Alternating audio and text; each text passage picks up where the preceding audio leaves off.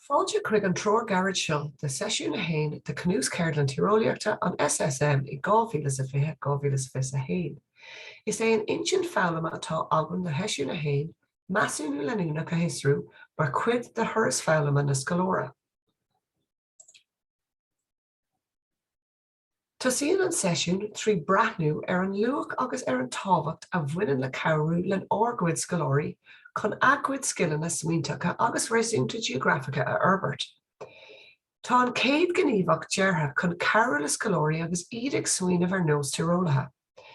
Tugann is slán an tú trí gá hampla de na gné geografacha a ag an scalóra timpeall a scola, na nascatá ann idir an saol fisiciúil agus saol an duine, na hidir gníomhachtaí ahrú, agus na hiarmhartaí a ascríonn astú sin.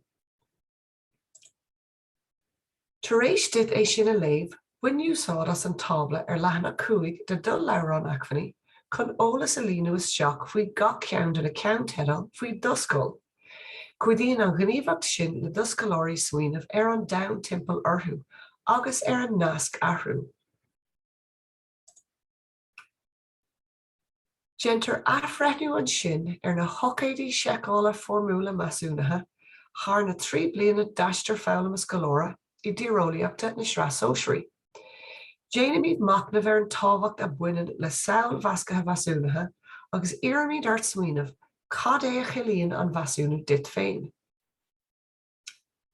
Agus muid ag díreú ar an mheasúnú agus ar an turas foghlama, breithníomid ar an ról atá ag orscalóirí sa mheasúnú. Le roigh go bhfuil an mheasúnú formatha agus an phleanáil le haghaidh océidí seiceála an rathúil nuair a ghlachann scalóirí ról gníomhach sa mheasúnú. Is féidir le sin tarlú i ndearr an mheasúnatha, le linn an mheasúnatha féin, agus nó tar éis an mheasúnatha.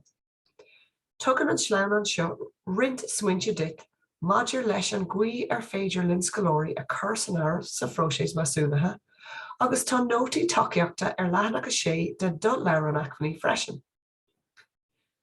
Tugann gníomhacht dhearnach na ceirdeanna, deis dit macnamh a dhéanamh ar na cineálacha mheasúnacha leanúnach a dúsáideann tú I do cheann na ranga agus ar na ról atá ag scalóirí ann. Is féidir leat do hampla féin a chur isteach ar leathanach cúig de leabhar an acmhainní. Críochnaíonn an ceirdeann trí bhreathnú ar thábhacht an bhacnamh mar cuid lárnach de mheasúnú agus de thuras foghlama na scalóra. Gur maithagad.